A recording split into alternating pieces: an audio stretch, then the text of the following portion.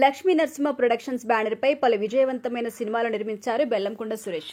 తెలుగు సినీ పరిశ్రమకు మంచి సినిమాలు అందించిన ఆయన కొంతకాలం విరామం తీసుకున్నారు. ప్రస్తుతం ఆయన ఇద్దరు కుమారుడు బెల్లంకొండ సాయి శ్రీనివాస్, గణేష్ హీరోలుగా ఉన్నారు.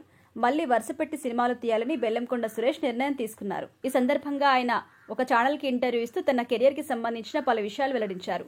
మోహన్ బాబు శ్రీ విద్యానికేతన్లో అవకతవకలు చోటు చేసుకున్నాయని ఆయన చిన్న కుమారుడు మనోజ్ ఆరోపిస్తున్నారు. అయితే అతను చెప్పింది నిజమేనా అని తెలుసుకోవడానికి ఇటీవల నిర్మాత బెల్లంకొండ సురేష్ కొన్ని విషయాలు చెప్పారు. కలెక్షన్ కింగ్ మోహన్ బాబు తనకు గురువుగారని చెప్పారు. తిరుపతిలో స్కూల్ పెట్టిన తర్వాత అది ఇంతింతై వటుడింతై అన్నట్టుగా డిమ్డ్ యూనివర్సిటీ స్థాయికి ఎదిగిందన్నారు. విద్యార్థులకు ఉదయం టిఫిన్, మధ్యాహ్నం భోజనం, రాత్రి డిన్నర్ చాలా అద్భుతంగా ఉంటుంది.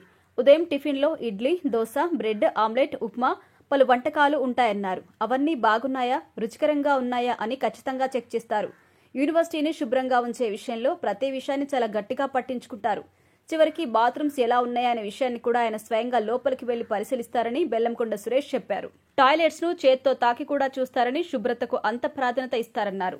నాణ్యమైన విద్యతో పాటు మంచి ఆహారం, పరిశుభ్రమైన వాతావరణం, క్రమశిక్షణ ఉండడంతోనే అది ఈ రోజు ఇంత భారీ స్థాయికి చేరిందని సురేష్ చెప్పారు. మనోజ్, మోహన్ బాబు ఒకరిపై ఒకరు భౌతిక దాడులకు పాల్పడిన సంగతి తెలిసిందే. మోహన్ బాబు దగ్గర ఉన్న 2 లైసెన్స్డ్ తుపాకీలను పోలీసులు స్వాధీనం చేసుకున్నారు. తన బర్త్డే కావడంతో కేక్ కట్ చేయించి గదిలో సామాన్లు ఎత్తుకుపోయాడంటూ మనోజ్ తల్లి నిర్మల అతనిపై పోలీసులకు ఫిర్యాదు చేసిన విషయం కూడా తెలిసిందే. ఈ వివాదం భవిష్యత్తులో మరిన్ని మలుపులు తిరుగుతుందో చూడాలి మరి.